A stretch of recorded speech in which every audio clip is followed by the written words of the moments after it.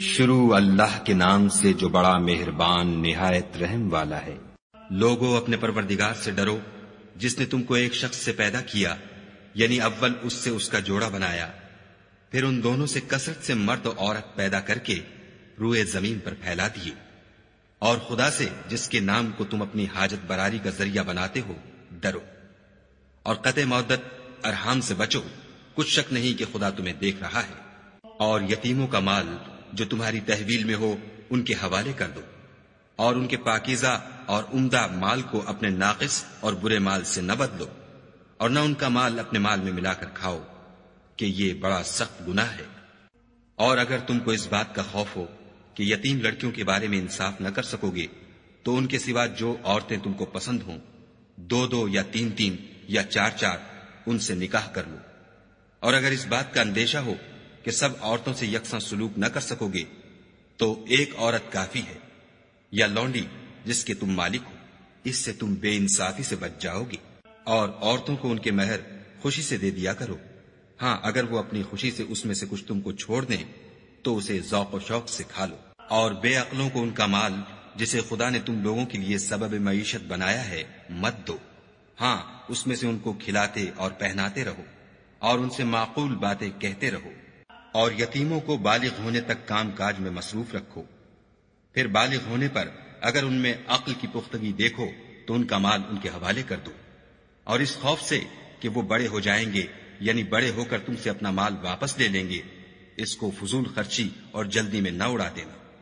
جو شخص آسودہ حال ہو اس کو ایسے مال سے قطعی طور پر پرہیز رکھنا چاہیے، اور جو بے مقدور ہو وہ مناسب طور پر یعنی بقدر خدمت کچھ لے لے، اور جب ان کا مال ان کے حوالے کرنے لگو تو گواہ کر لیا کرو، اور حقیقت میں تو خدا ہی گواہ اور حساب لینے والا کافی ہے۔ جو مال ماں باپ اور رشتہ دار چھوڑ مریں، تھوڑا ہو یا بہت، اس میں مردوں کا بھی حصہ ہے اور عورتوں کا بھی، یہ حصے خدا کے مقرر کیے ہوئے ہیں۔ اور جب میراث کی تقسیم کے وقت غیر وارث رشتہ دار اور یتیم اور محتاج آ جائیں تو ان کو بھی اس میں سے کچھ دے دیا کرو، اور شیریں کلامی سے پیش آیا کرو۔ اور ایسے لوگوں کو ڈرنا چاہیے جو ایسی حالت میں ہوں کہ اپنے بعد ننھے بچے چھوڑ جائیں، اور ان کو ان کی نسبت خوف ہو کہ ان کے مرنے کے بعد ان بیچاروں کا کیا حال ہوگا۔ بس چاہیے کہ یہ لوگ خدا سے ڈریں اور معقول بات کہیں۔ جو لوگ یتیموں کا مال ناجائز طور پر کھاتے ہیں وہ اپنے پیٹ میں آگ بھرتے ہیں اور دوزخ میں ڈالے جائیں گے۔ خدا تمہاری اولاد کے بارے میں تم کو ارشاد فرماتا ہے کہ ایک لڑکے کا حصہ 2 لڑکیوں کے حصے کے برابر ہے، اور اگر اولاد میت صرف لڑکیاں ہی ہوں یعنی 2 یا 2 سے زیادہ تو کل ترکے میں ان کا 2/3، اور اگر صرف ایک لڑکی ہو تو اس کا حصہ نصف، اور میت کے ماں باپ کا یعنی دونوں میں سے ہر ایک کا ترکے میں 6 حصہ، بشرطے کہ میت کی اولاد ہو، اور اگر اولاد نہ ہو اور صرف ماں باپ ہی اس کے وارث ہوں تو 1/3 ماں کا حصہ، اور اگر میت کے بھائی بھی ہوں تو ماں کا 6 حصہ۔ اور یہ تقسیم ترکہ میت کی وصیت کی تعمیل کے بعد جو اس نے کی ہو یا قرض کے ادا ہونے کے بعد جو اس کے ذمے ہو عمل میں آئے گی۔ تم کو معلوم نہیں کہ تمہارے باپ دادوں اور بیٹوں پوتوں میں سے فائدے کے لحاظ سے کون تم سے زیادہ قریب ہے۔ یہ حصے خدا کے مقرر کیے ہوئے ہیں، اور خدا سب کچھ جاننے والا اور حکمت والا ہے۔ اور جو مال تمہاری عورتیں چھوڑ مریں، اگر ان کے اولاد نہ ہو تو اس میں نصف حصہ تمہارا، اور اگر اولاد ہو تو ترکے میں تمہارا حصہ 1/4۔ لیکن یہ تقسیم وصیت کی تعمیل کے بعد جو انہوں نے کی ہو یا قرض کے ادا ہونے کے بعد جو ان کے ذمے ہو کی جائے گی۔ اور جو مال تم مرد چھوڑ مرو اگر تمہارے اولاد نہ ہو تو تمہاری عورتوں کا اس میں 1/4 حصہ، اور اگر اولاد ہو تو ان کا 8واں حصہ۔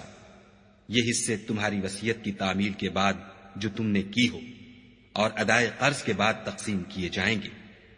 اور اگر ایسے مرد یا عورت کی میراث ہو جس کے نہ باپ ہو نہ بیٹا مگر اس کے بھائی یا بہن ہو تو ان میں سے ہر ایک کا 6 حصہ، اور اگر ایک سے زیادہ ہوں تو سب 1/3 میں شریک ہوں گے۔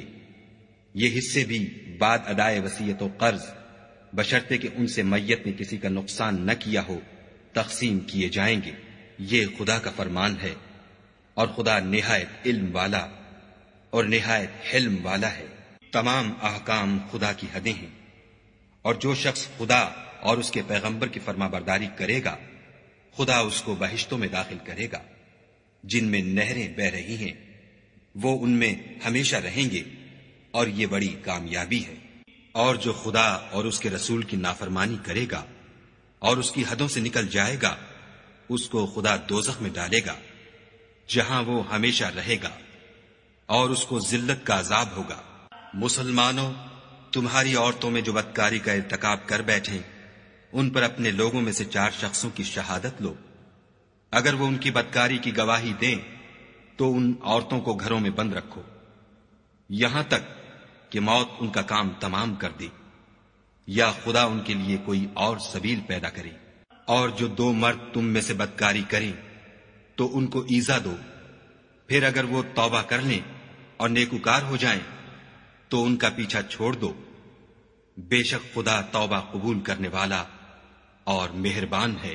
خدا انہی لوگوں کی توبہ قبول فرماتا ہے جو نادانی سے بری حرکت کر بیٹھتے ہیں پھر جلد توبہ کر لیتے ہیں، بس ایسے لوگوں پر خدا مہربانی کرتا ہے اور وہ سب کچھ جانتا اور حکمت والا ہے۔ اور ایسے لوگوں کی توبہ قبول نہیں ہوتی جو ساری عمر برے کام کرتے رہیں یہاں تک کہ جب ان میں سے کسی کی موت آ موجود ہو تو اس وقت کہنے لگے کہ اب میں توبہ کرتا ہوں۔ اور نہ ان کی توبہ قبول ہوتی ہے جو کفر کی حالت میں مرے۔ ایسے لوگوں کے لیے ہم نے عذاب علیم تیار کر رکھا ہے۔ مومنو، تم کو جائز نہیں کہ زبردستی عورتوں کے وارث بن جاؤ، اور دیکھنا اس نیت سے کہ جو کچھ تم نے ان کو دیا ہے اس میں سے کچھ لے لو، انہیں گھروں میں مت روک رکھنا۔ ہاں، اگر وہ کھلے طور پر بدکاری کی مرتکب ہوں تو روکنا نامناسب نہیں، اور ان کے ساتھ اچھی طرح سے رہو سہو۔ اگر وہ تم کو ناپسند ہوں تو عجب نہیں کہ تم کسی چیز کو ناپسند کرو، اور خدا اس میں بہت سی بھلائی پیدا کر دے۔ اور اگر تم ایک عورت کو چھوڑ کر دوسری عورت کرنا چاہو، مال دے چکے ہو تو اس میں سے کچھ مت لینا، بھلا تم ناجائز طور پر اور صریح ظلم سے اپنا مال اس سے واپس لوگے؟ اور تم دیا ہوا مال کیوں کر واپس لے سکتے ہو جبکہ تم ایک دوسرے کے ساتھ صحبت کر چکے ہو اور وہ تم سے عہد واسق بھی لے چکی ہیں۔ اور جن عورتوں سے تمہارے باپ نے نکاح کیا ہو ان سے نکاح نہ کرنا مگر جاہلیت میں جو ہو چکا سو ہو چکا۔ یہ نہایت بے حیائی اور خدا کی ناخوشی کی بات تھی اور بہت برا دستور تھا۔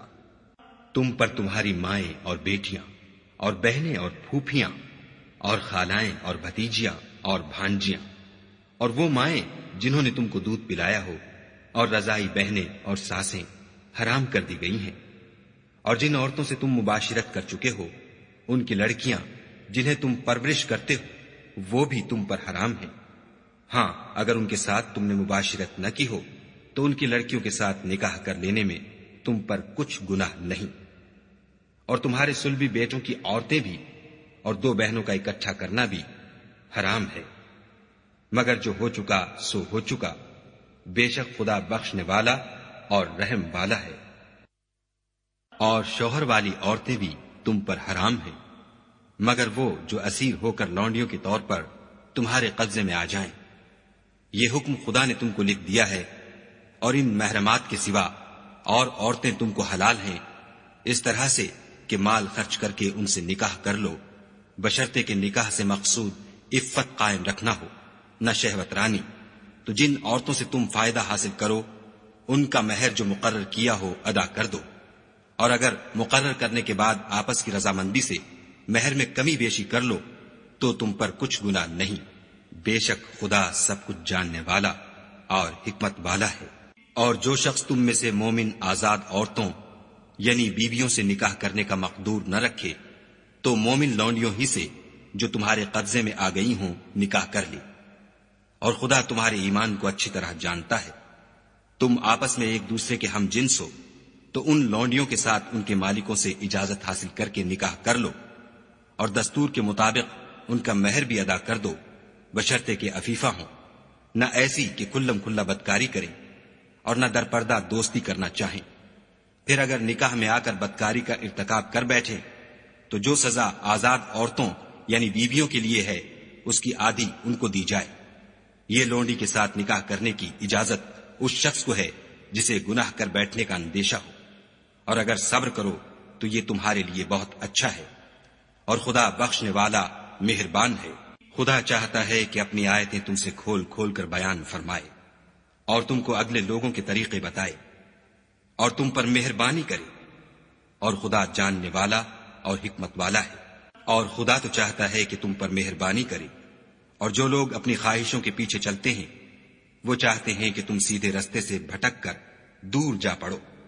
خدا چاہتا ہے کہ تم پر سے بوجھ ہلکا کرے، اور انسان طبعاً کمزور پیدا ہوا ہے۔ مومنو، ایک دوسرے کا مال ناحق نہ کھاؤ۔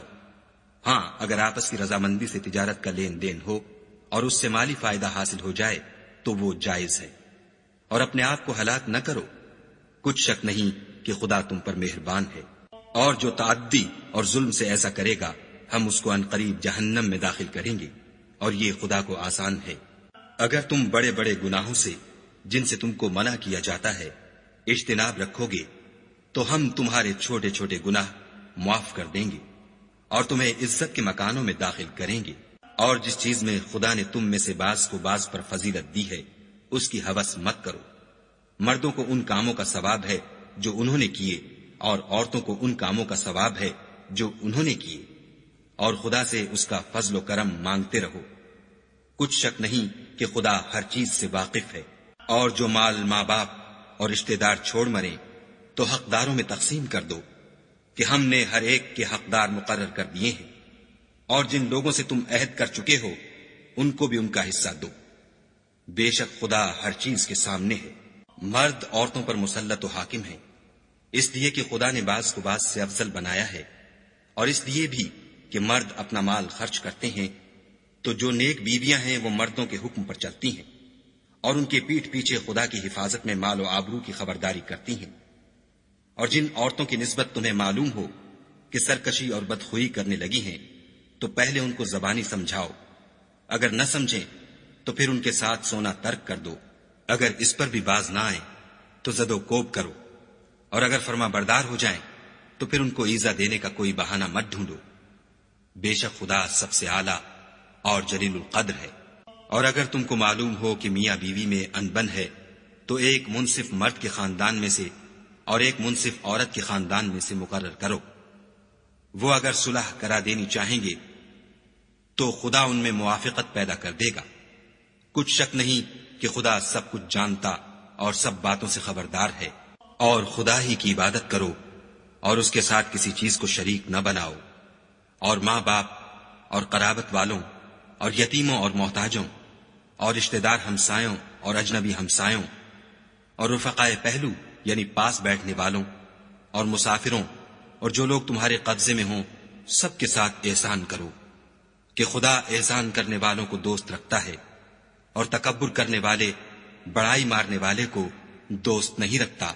جو خود بھی بخل کریں اور لوگوں کو بھی بخل سکھائیں، اور جو مال خدا نے ان کو اپنے فضل سے عطا فرمایا ہے اسے چھپا چھپا کے رکھیں، اور ہم نے ناشکروں کے لیے ذلت کا عذاب تیار کر رکھا ہے۔ اور خرچ بھی کریں تو خدا کے لیے نہیں بلکہ لوگوں کے دکھانے کو، اور ایمان نہ خدا پر لائیں نہ روز آخرت پر۔ ایسے لوگوں کا ساتھی شیطان ہے، اور جس کا ساتھی شیطان ہوا تو کچھ شک نہیں کہ وہ برا ساتھی ہے۔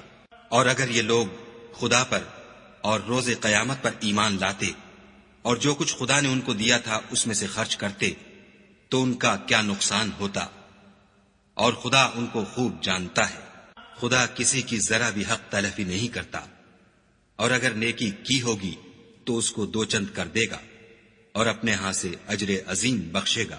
بھلا اس دن کیا حال ہوگا جب ہم ہر امت میں سے احوال بتانے والے کو بلائیں گے اور تم کو ان لوگوں کا حال بتانے کو گواہ طلب کریں گے۔ اس روز کافر اور پیغمبر کے نافرمان آرزو کریں گے کہ کاش ان کو زمین میں مدفون کر کے مٹی برابر کر دی جاتی، اور خدا سے کوئی بات چھپا نہیں سکیں گے۔ مومنو، جب تم نشے کی حالت میں ہو تو جب تک ان الفاظ کو جو منہ سے کہو سمجھنے نہ لگو نماز کے پاس نہ جاؤ، اور جنابت کی حالت میں بھی نماز کے پاس نہ جاؤ جب تک کہ غسل نہ کر لو۔ ہاں، اگر بحالت سفر رستے چلے جا رہے ہو اور پانی نہ ملنے کے سبب غسل نہ کر سکو تو تیمم کر کے نماز پڑھ لو۔ اور اگر تم بیمار ہو یا سفر میں ہو یا تم میں سے کوئی بیت الخلا سے ہو کر آیا ہو یا تم عورتوں سے ہم بستر ہوئے ہو اور تمہیں پانی نہ ملے تو پاک مٹی لو اور منہ اور ہاتھوں کا مسح کر کے تیمم کر لو۔ بے شک خدا معاف کرنے والا اور بخشنے والا ہے۔ بھلا تم نے ان لوگوں کو نہیں دیکھا جن کو کتاب سے حصہ دیا گیا تھا کہ وہ گمراہی کو خریدتے ہیں اور چاہتے ہیں کہ تم بھی رستے سے بھٹک جاؤ، اور خدا تمہارے دشمنوں سے خوب واقف ہے، اور خدا ہی کافی کارساز اور کافی مددگار ہے۔ اور یہ جو یہودی ہیں، ان میں کچھ لوگ ایسے بھی ہیں کہ کلمات کو ان کے مقامات سے بدل دیتے ہیں اور کہتے ہیں کہ ہم نے سن لیا اور نہیں مانا، اور سنیے نہ سنوائے جاؤ، اور زبان کو مروڑ کر اور دین میں طعن کی راہ سے تم سے گفتگو کے وقت رائے نہ کہتے ہیں۔ اور اگر یوں کہتے کہ ہم نے سن لیا اور مان لیا اور صرف اسمع اور رائنا کی جگہ انظر نہ کہتے تو ان کے حق میں بہتر ہوتا اور بات بھی بہت درست ہوتی، لیکن خدا نے ان کے کفر کے سبب ان پر لعنت کر رکھی ہے، تو یہ کچھ تھوڑے ہی ایمان لاتے ہیں۔ اے کتاب والو، قبل اس کے کہ ہم لوگوں کے منہوں کو بگاڑ کر ان کی پیٹھ کی طرف پھیر دیں یا ان پر اس طرح لعنت کریں جس طرح ہفتے والوں پر کی تھی، ہماری نازل فرمائی ہوئی کتاب پر جو تمہاری کتاب کی بھی تصدیق کرتی ہے ایمان لے آؤ۔ اور خدا نے جو حکم فرمایا سو سمجھ لو کہ ہو چکا۔ خدا اس گناہ کو نہیں بخشے گا کہ کسی کو اس کا شریک بنایا جائے، اور اس کے سوا اور گناہ جس کو چاہے معاف کر دے۔ اور جس نے خدا کا شریک مقرر کیا اس نے بڑا بہتان باندھا۔ کیا تم نے ان لوگوں کو نہیں دیکھا جو اپنے تئیں پاکیزہ کہتے ہیں؟ نہیں، بلکہ خدا ہی جس کو چاہتا ہے پاکیزہ کرتا ہے، اور ان پر دھاگے برابر بھی ظلم نہیں ہوگا۔ دیکھو یہ خدا پر کیسا جھوٹ طوفان باندھتے ہیں، اور یہی گناہ سری کافی ہے۔ بھلا تم نے ان لوگوں کو نہیں دیکھا جن کو کتاب سے حصہ دیا گیا ہے کہ بتوں اور شیطان کو مانتے ہیں اور کفار کے بارے میں کہتے ہیں کہ یہ لوگ مومنوں کی نسبت سیدھے رستے پر ہیں؟ یہی لوگ ہیں جن پر خدا نے لعنت کی ہے، اور جس پر خدا لعنت کرے تو تم اس کا کسی کو مددگار نہ پاؤ گے۔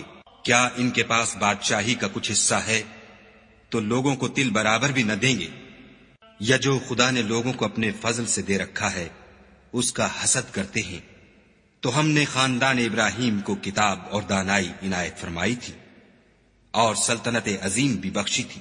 پھر لوگوں میں سے کسی نے تو اس کتاب کو مانا اور کوئی اس سے رکا اور ہٹا رہا، تو ان نہ ماننے والوں کے جلانے کو دوزخ کی جلتی ہوئی آگ کافی ہے۔ جن لوگوں نے ہماری آیتوں سے کفر کیا ان کو ہم ان قریب آگ میں داخل کریں گے۔ جب ان کی کھالیں گل اور جل جائیں گی تو ہم اور کھالیں بدل دیں گے تاکہ ہمیشہ عذاب کا مزہ چکھتے رہیں۔ بے شک خدا غالب حکمت والا ہے۔ اور جو ایمان لائے اور عمل نیک کرتے رہے ان کو ہم بہشتوں میں داخل کریں گے جن کے نیچے نہریں بہ رہی ہیں، وہ ان میں ہمیشہ ہمیشہ رہیں گے۔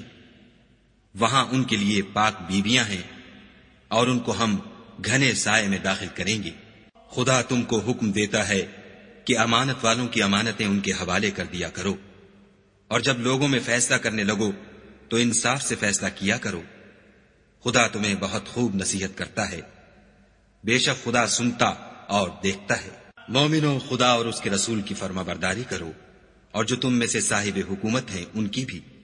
اور اگر کسی بات میں تم میں اختلاف واقع ہو تو اگر خدا اور روز آخرت پر ایمان رکھتے ہو تو اس میں خدا اور اس کے رسول کے حکم کی طرف رجوع کرو، یہ بہت اچھی بات ہے اور اس کا معال بھی اچھا ہے۔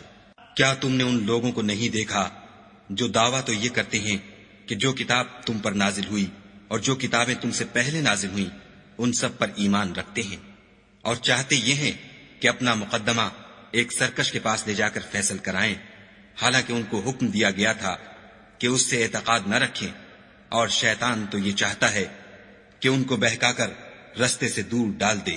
اور جب ان سے کہا جاتا ہے کہ جو حکم خدا نے نازل فرمایا ہے اس کی طرف رجوع کرو اور پیغمبر کی طرف آؤ، تو منافقوں کو دیکھتے ہو کہ تم سے اعراض کرتے اور رکے جاتے ہیں۔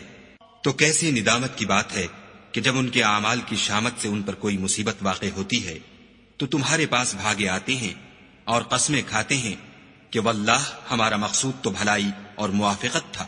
ان لوگوں کے دلوں میں جو کچھ ہے خدا اس کو خوب جانتا ہے۔ تم ان کی باتوں کا کچھ خیال نہ کرو اور انہیں نصیحت کرو اور ان سے ایسی باتیں کہو جو ان کے دلوں میں اثر کر جائیں۔ اور ہم نے جو پیغمبر بھیجا ہے اس لیے بھیجا ہے کہ خدا کے فرمان کے مطابق اس کا حکم مانا جائے۔ اور یہ لوگ جب اپنے حق میں ظلم کر بیٹھے تھے اگر تمہارے پاس آتے اور خدا سے بخشش مانگتے اور رسول خدا بھی ان کے لیے بخشش طلب کرتے تو خدا کو معاف کرنے والا اور مہربان پاتے۔ تمہارے پروردگار کی قسم، یہ لوگ جب تک اپنے تنازعات میں تمہیں منصف نہ بنائیں اور جو فیصلہ تم کر دو اس سے اپنے دل میں تنگ نہ ہوں بلکہ اس کو خوشی سے مان لیں، تب تک مومن نہیں ہوں گے۔ اور اگر ہم انہیں حکم دیتے کہ اپنے آپ کو قتل کر ڈالو یا اپنے گھر چھوڑ کر نکل جاؤ تو ان میں سے تھوڑے ہی ایسا کرتے، اور اگر یہ اس نصیحت پر کاربند ہوتے جو ان کو کی جاتی ہے تو ان کے حق میں بہتر اور دین میں زیادہ ثابت قدمی کا موجب ہوتا، اور ہم ان کو اپنے ہاں سے اجر عظیم بھی عطا فرماتے اور سیدھا رستہ بھی دکھاتے۔ اور جو لوگ خدا اور اس کے رسول کی اطاعت کرتے ہیں وہ قیامت کے روز ان لوگوں کے ساتھ ہوں گے جن پر خدا نے بڑا فضل کیا، یعنی انبیاء اور صدیق اور شہید اور نیک لوگ، اور ان لوگوں کی رفاقت بہت ہی خوب ہے۔ یہ خدا کا فضل ہے اور خدا جاننے والا کافی ہے۔ مومنوں، جہاد کے لیے ہتھیار لے لیا کرو، پھر یا تو جماعت جماعت ہو کر نکلا کرو یا سب اکٹھے کوچ کیا کرو۔ اور تم میں کوئی ایسا بھی ہے کہ عمدن دیر لگاتا ہے، پھر اگر تم پر کوئی مصیبت پڑ جائے تو کہتا ہے کہ خدا نے مجھ پر بڑی مہربانی کی کہ میں ان میں موجود نہ تھا۔ اور اگر خدا تم پر فضل کرے تو اس طرح سے کہ گویا تم میں اس میں دوستی تھی ہی نہیں، افسوس کرتا اور کہتا ہے کہ کاش میں بھی ان کے ساتھ ہوتا تو مقصد عظیم حاصل ہوتا۔ تو جو لوگ آخرت کو خریدتے اور اس کے بدلے دنیا کی زندگی کو بیچنا چاہتے ہیں ان کو چاہیے کہ خدا کی راہ میں جنگ کریں، اور جو شخص خدا کی راہ میں جنگ کرے پھر شہید ہو جائے یا غلبہ پائے ہم ان قریب اس کو بڑا ثواب دیں گے۔ اور تم کو کیا ہوا ہے کہ خدا کی راہ میں اور ان بے بس مردوں اور عورتوں اور بچوں کی خاطر نہیں لڑتے جو دعائیں کیا کرتے ہیں کہ اے پروردگار ہم کو اس شہر سے جس کے رہنے والے ظالم ہیں نکال کر کہیں اور لے جا، اور اپنی طرف سے کسی کو ہمارا حامی بنا اور اپنی ہی طرف سے کسی کو ہمارا مددگار مقرر فرما۔ جو مومن ہیں وہ تو خدا کے لیے لڑتے ہیں اور جو کافر ہیں وہ بتوں کے لیے لڑتے ہیں، سو تم شیطان کے مددگاروں سے لڑو اور ڈرو مت، کیونکہ شیطان کا داؤ بودا ہوتا ہے۔ بھلا تم نے ان لوگوں کو نہیں دیکھا جن کو پہلے یہ حکم دیا گیا تھا کہ اپنے ہاتھوں کو جنگ سے روکے رہو اور نماز پڑھتے اور زکوٰۃ دیتے رہو، پھر جب ان پر جہاد فرض کر دیا گیا تو بعض لوگ ان میں سے لوگوں سے یوں ڈرنے لگے جیسے خدا سے ڈرا کرتے ہیں، بلکہ اس سے بھی زیادہ، اور بڑبڑانے لگے کہ اے خدا تو نے ہم پر جہاد جلد کیوں فرض کر دیا، تھوڑی مدت اور ہمیں کیوں مہلت نہ دی۔ اے پیغمبر ان سے کہہ دو کہ دنیا کا فائدہ بہت تھوڑا ہے اور بہت اچھی چیز تو پرہیزگار کے لیے نجات آخرت ہے، اور تم پر دھاگے برابر بھی ظلم نہیں کیا جائے گا۔ اے جہاد سے ڈرنے والو، تم کہیں رہو، موت تو تمہیں آ کر رہے گی، خواہ بڑے بڑے محلوں میں رہو۔